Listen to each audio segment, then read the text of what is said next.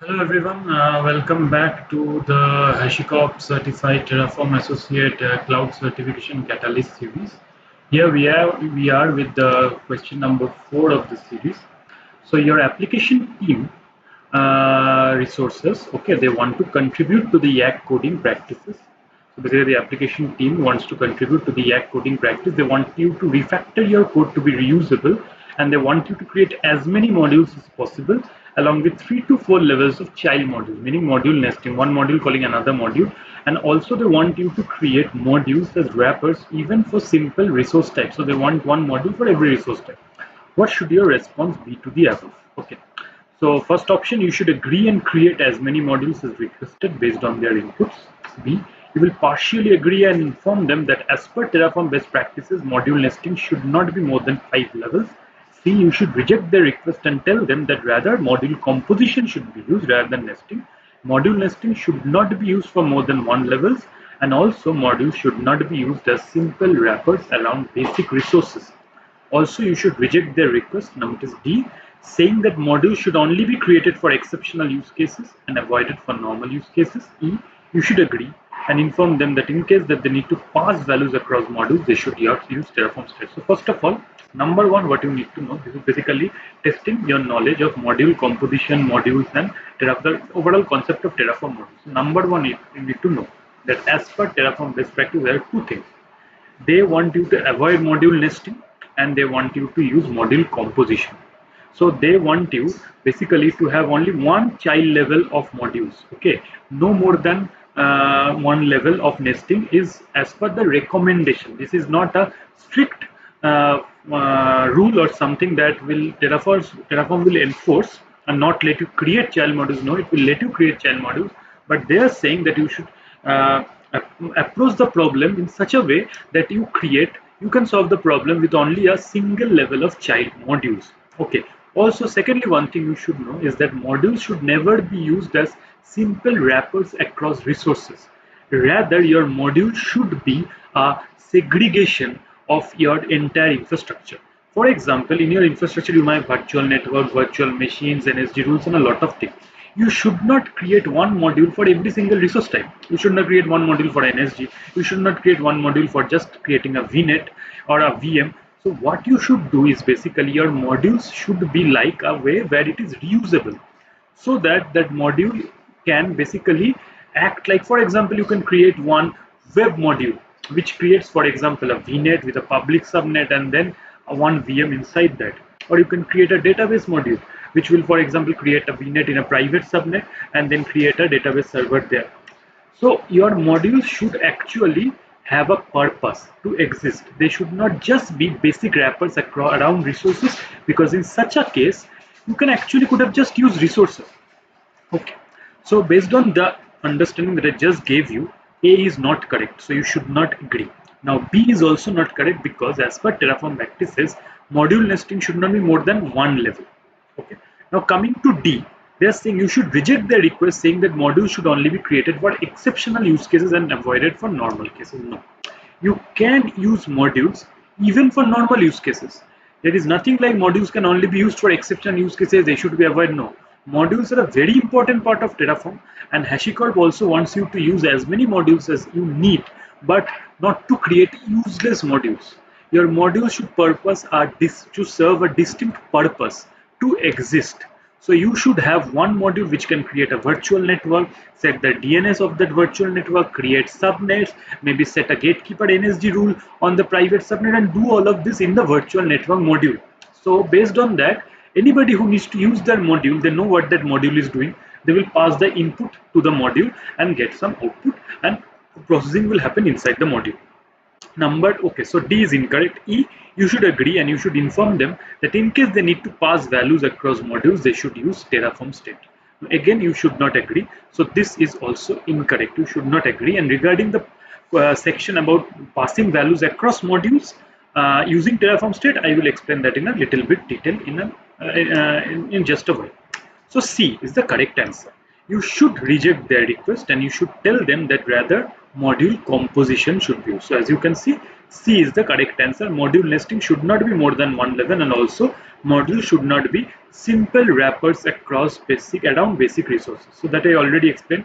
If they were simple wrappers around basic resources, you could just have used the resource block. Why do you need to create a module? And regarding nesting, as you know, only one level of nesting is supported. In that case, how can I interact and how can I create different modules and make them interact with each other? In this use case, your concept of module composition comes into play. In module composition, you structure your entire Terraform code into modules such that the output of one module will basically be an input of the other module.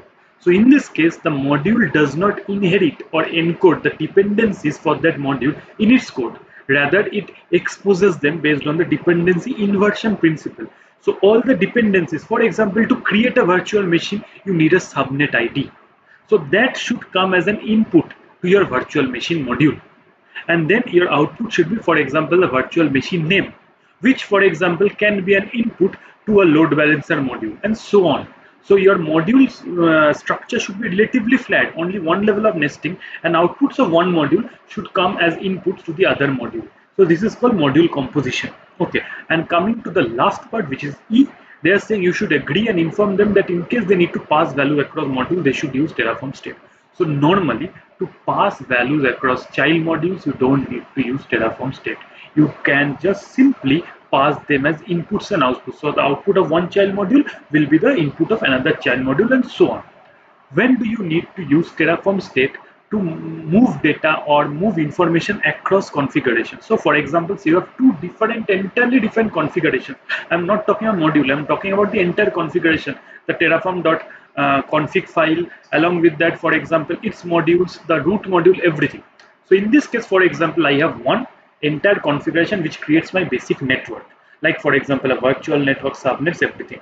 Then I have another configuration which creates my virtual machines or compute instances. In this case, if I want to refer to the outputs or basically to some variables or some data or some information from my main module, which is the first module, which is the infrastructure module, then how can I do that?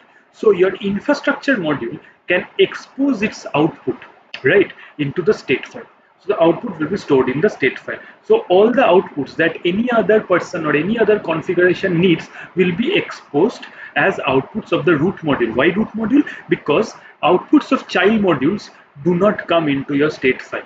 So in case you have a child module whose output is also important and somebody might need to refer it from some other outsider configuration, then you need to propagate or publish the child module output again as an output at the root level or the root module, because only the root module output are existing or are outputted into the Terraform state. Then you use something called Terraform underscore remote state. Okay, that is something that you can use in your, for example, in your compute infrastructure segment, so that that will basically refer to the actual state file of your network. So this is how you can use the outputs of root modules to transfer information across entire different configurations. But in this case, they are talking about just modules. So within modules, you do not do anything like that. You can just use standard inputs and outputs. Okay, so this is very good. So let's just discuss very briefly the actual Terraform documentation regarding the same. So this is the documentation that you need to refer, which is called module composition. Okay, so in this case, what you will see is that when we introduce module blocks, our configuration becomes hierarchical, right? Because root module will contain child modules rather than flat. So each module will contain its own set of resources, possibly its own child module. So a module can also contain its own child modules. Terraform is not asking you to not do this. So this can potentially create a deep complex tree of resource configurations. Okay, so this can create a tree of resource configuration nested structure. So in most cases, we strongly recommend keeping the module tree flat with only one level of child modules, and use a technique which is similar to the above, using expressions to describe the relationship between the modules. So they are saying keep the module tree flat, only one level of child modules, and this is what they are calling module composition. So you use module composition rather than module nesting. So as you can see here, I have two modules, one network module, another console cluster module. So what I will do, this console cluster module needs the VPC ID. So I will basically expose the VPC ID as an output from my network module and input it into here. So this module console cluster will get an input, this output of the network module. So this flat type is called module composition because it takes multiple composable building block modules and assembles them together to produce a larger system. So instead of a module embedding its dependencies, creating and managing its own copy, the module will receive its dependencies from the root module, which can therefore connect the same modules. So basically, rather than module nesting, use module composition. So this is what this question wants you is testing you about, whether you know this concept of module composition. So you can go here. There is a much more information about all the concepts of dependency inversion and how cross cloud dependencies are handled, and everything is mentioned here. Okay. So basically this is it for now. So the answer is C. You should reject the request and tell them that use module composition instead, right? And also remember, modules are not simple wrappers across resources, around resources. They must basically resemble a logical segregation of your infra, and there should be a one-to-one mapping between them. Okay. Thank you everyone for listening to this, and stay tuned for more videos on this regard.